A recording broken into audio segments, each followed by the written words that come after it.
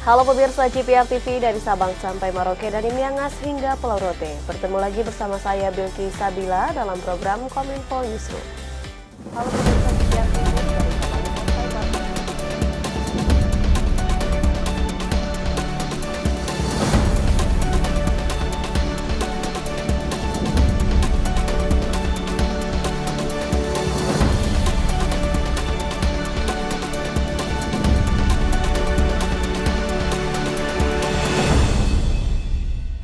Inilah Kominfo Newsroom selengkapnya. Pemirsa, Presiden Joko Widodo telah menerbitkan aturan larangan penjualan rokok batangan mulai tahun 2023 mendatang. Presiden menilai aturan tersebut guna menjaga kesehatan masyarakat. Presiden Joko Widodo resmi mengeluarkan keputusan terkait dengan larangan penjualan rokok batangan atau penjualan rokok secara ketengan. Rencananya larangan itu tertuang dalam keputusan Presiden nomor 25 tahun 2022 tentang program penyusunan peraturan pemerintah tahun 2023. Larangan penjualan rokok batangan tersebut berada di poin 6 Kepres nomor 25 tahun 2022. Poin ke-6 tersebut memiliki judul rancangan peraturan pemerintah tentang perubahan atas peraturan pemerintah nomor 109 tahun 2022 tentang pengamanan bahan yang mengandung zat adiktif berupa produk tembakau bagi kesehatan. Dasar pembuatan rencana peraturan pemerintah itu pada pasal 116 Undang-Undang Nomor 36 Tahun 2009 tentang Kesehatan. Dalam rancangan peraturan pemerintah itu terdapat 7 pokok materi muatan. Salah satunya yakni mengatur mengenai larangan penjualan rokok batangan. Presiden menegaskan alasan larangan penjualan rokok ketengan demi menjaga kesehatan masyarakat, di mana menurutnya larangan seperti itu sudah dilakukan di sejumlah negara. Kan untuk menjaga kesehatan masyarakat kita semuanya. Di beberapa negara justru sudah dilarang, tidak boleh, kita kan masih, tapi untuk yang batangan tidak, ya. Tak hanya itu, Presiden juga akan mengatur mengenai pembesaran ukuran gambar dan tulisan peringatan kesehatan pada kemasan produk tembakau dan ketentuan rokok elektronik. Kemudian pelarangan iklan, promosi, dan sponsorship produk tembakau di media teknologi informasi. Lebih lanjut, pengawasan iklan, promosi, sponsorship produk tembakau di media penyiaran, media dalam dan luar ruangan, dan media teknologi informasi. Aturan-aturan baru tentang rokok dan produk tembakau itu akan digagas oleh Kementerian Kesehatan yang merupakan turunan dari pasal 116 Undang-Undang Nomor 36 Tahun 2009 tentang Kesehatan. Sementara itu pemirsa, Presiden Joko Widodo resmi melantik Kepala Staf Angkatan Laut yang baru, Laksamana Muhammad Ali. Muhammad Ali menggantikan posisi Laksamana Yudo Margono yang telah menjadi Panglima TNI.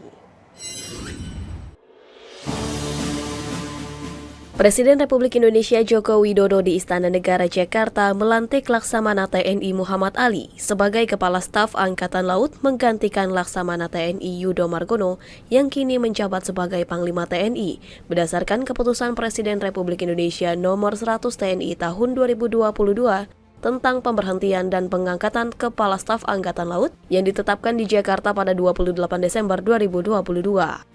Selanjutnya, Ali berjanji akan menjalankan tugas serta menjunjung tinggi etika jabatan bekerja sebagai Kasal.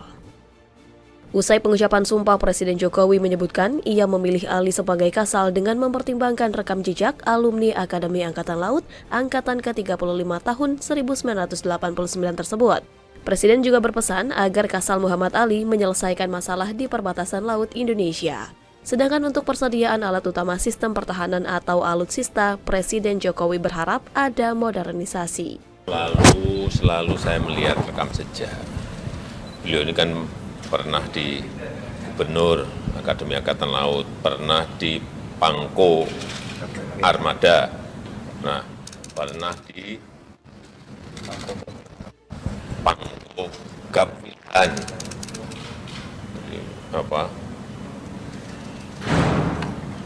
pengaman rekam jejak itu menjadi selalu saya lihat, dan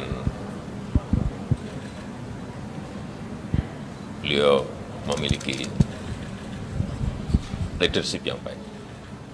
Laksamana TNI Muhammad Ali yang baru saja dilantik oleh Presiden Republik Indonesia Joko Widodo siap menjalankan tugas yang dibebankan kepadanya berupa upaya peningkatan penegakan kedaulatan dan hukum di lautan Indonesia.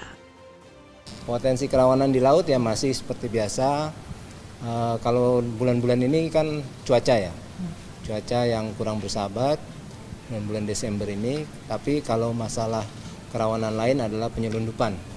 Bapak Presiden juga menekankan untuk mencegah atau menghentikan kegiatan penyelundupan maupun kegiatan ilegal di laut atau lewat laut lainnya. Ya, saya pasti akan melanjutkan apa yang telah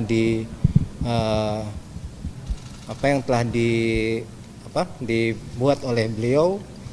Beliau sudah banyak mengembangkan atau membangun kekuatan angkatan laut, dan ini saya teruskan. Kebijakan beliau akan saya teruskan, dan mungkin ada sedikit pengembangan. Itu kita lihat hal-hal yang belum selesai, kita selesaikan. Muhammad Ali dilantik menggantikan Yudo Margono yang kini menjabat sebagai Panglima TNI. Dilantiknya Muhammad Ali sebagai Kasal otomatis menyandang bintang 4 di pundak. Pria kelahiran 9 April 1967 merupakan lulusan Akademi Angkatan Laut ke-35 Korps Pelaut tahun 1989. Awal karirnya dimulai dari ia bertugas di sejumlah kapal perang Republik Indonesia, di antaranya KRI Sigalu 857 pada tahun 1990. KRI Nanggala 402 pada tahun 1992 dan perwira torpedo KRI Pasopati 3 tahun kemudian. Setelah itu karirnya berkembang menjadi Padifkom KRI Nanggala 402 pada tahun 1999 dan sebagai Komandan KRI Nanggala pada 2004 hingga 2006 dengan pangkat Letnan Kolonel. Saat menjabat sebagai kolonel, Wapres Budiono kala itu menjadikan Ali sebagai ajudan. Dirinya mengawal Budiono dalam berbagai kegiatan sampai masa akhir jabatan Budiono berakhir pada tahun 2014. Setelah itu karirnya melesat, ia tercatat menjabat sebagai Kasgus Kamlabar pada tahun 2014 hingga 2015 dan sebagai staf khusus Kepala Staf Angkatan Laut pada 2015 dan Dangus Kamlabar pada 2015 hingga 2017. Tidak berhenti di situ, karirnya berlanjut menduduki kursi Gubernur Akademi Angkatan Laut pada 2018 dan 2019 dan naik pangkat menjadi Pangkoarmada 1 pada 2019 sampai 2020. Jabatan terakhir sebelum menjadi Kepala Staf Angkatan Laut adalah Panglima Komando Gabungan Wilayah Pertahanan 1 pada 2021. Selama berkarir, Ali dikenal aktif mengikuti berbagai simposium dan seminar baik nasional dan internasional. Dirinya dipercaya pemerintah dalam pertemuan kerjasama pertahanan antara Amerika dan Indonesia. Melansir laman dari elhkpn.kpk.go.id, Ali tercatat memiliki kekayaan senilai 7,2 miliar rupiah. Angka tersebut merupakan tanah dan bangunan di Bekasi senilai 1 miliar 750 juta, 3 unit kendaraan dengan total 240 juta rupiah, harta bergerak senilai 720 juta rupiah, kas dan setara kas senilai 4 miliar 500 juta rupiah. Presiden Joko Widodo resmikan Bendungan Sadawarna di Kabupaten Sumedang, Jawa Barat.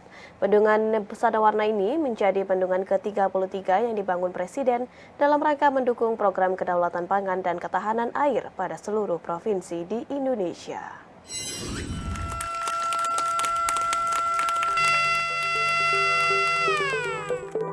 Presiden Joko Widodo hari ini meresmikan Bendungan Sadawarna yang berada di Kabupaten Sumedang, Jawa Barat.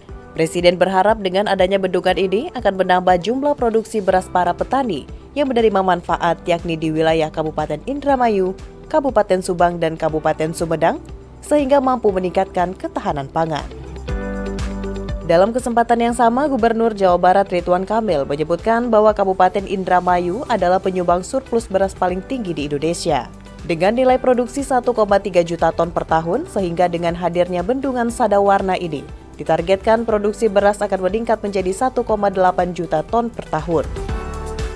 Bendungan dengan luas genangan 680 hektar dan mampu mengairi kurang lebih 4.280 hektar sawah yang ada di bawahnya ini menghabiskan anggaran 2 triliun 65 miliar rupiah, serta merupakan bendungan yang ke-33 yang telah diresmikan sejak 8 tahun kepemimpinan Presiden Joko Widodo. Waduk ini dengan luas genangan 680 hektar bisa mengairi kurang lebih 4.280 hektar sawah yang ada di bawah. Kita harapkan dengan banyaknya waduk-waduk yang telah dibangun di seluruh tanah air Indonesia, kita berharap produktivitas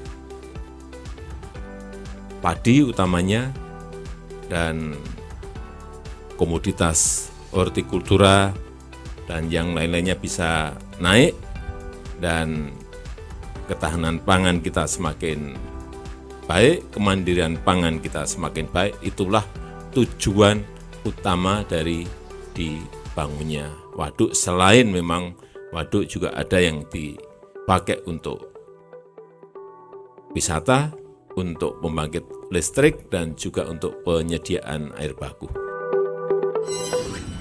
Dalam rangka memperkuat kesinambungan usaha perkebunan melalui pengembangan bioindustri dan meningkatkan pendapatan masyarakat, Kementerian Pertanian menggelar Perkebunan Indonesia Expo 2022. Menteri Pertanian Syahrul Yassin Limpo optimis sektor perkebunan Indonesia dapat terus berkembang, mengakselerasi pertumbuhan ekonomi khususnya di ranah ekspor. Dalam sambutannya pada acara Bunex Expo 2022, Menteri Pertanian Syahrul Yassin Limpo menyebutkan bahwa sektor pertanian memiliki peran penting dalam menekan inflasi di Indonesia tahun 2022. Pertumbuhan ekonomi Indonesia yang sebesar 5,4% tidak terlepas dari peran sektor pertanian, salah satunya dalam bidang ekspor. Hal tersebut didukung dengan perkembangan bidang perkebunan Indonesia yang telah masuk level modern karena pengolahan hilirisasi dan industri yang semakin berkembang. Peningkatan ekspor pertanian juga dilakukan guna memperkuat posisi Indonesia menghadapi ancaman krisis global. Kini, Kementerian Pertanian memiliki dua fokus pada perkembangan produk perkebunan, yakni memperkuat hilirisasi dan memperkuat peranan industri baik skala besar maupun kecil. Mentan juga berharap ke depan akan lebih banyak industri rakyat yang mengolah kelapa sawit yang ditanam sendiri. Dalam hal ini untuk menjaga produk olahan seperti minyak goreng. Alhamdulillah Indonesia dengan kepemimpinan Bapak Presiden yang luar biasa. Kita aman-aman kan. Indonesia bahkan inflasinya termasuk inflasi paling rendah di dunia. Hanya 5,7%. Tetapi pertumbuhan ekonominya 5,4%. Nggak gampang itu Bapak. Kenapa 5,42? Kenapa inflasinya seperti itu? Kenapa pertumbuhan ekonominya 5,4? Salah satunya karena pertanian dan perkebunan menyangga Republik ini dengan baik. Bukan karena kita yang hebat. Kebersamaannya menjadi kehebatan yang ada. Pemirsa, usai jeda kami akan kembali dengan informasi lainnya. Tetaplah bersama kami dalam Kominfo Newsroom.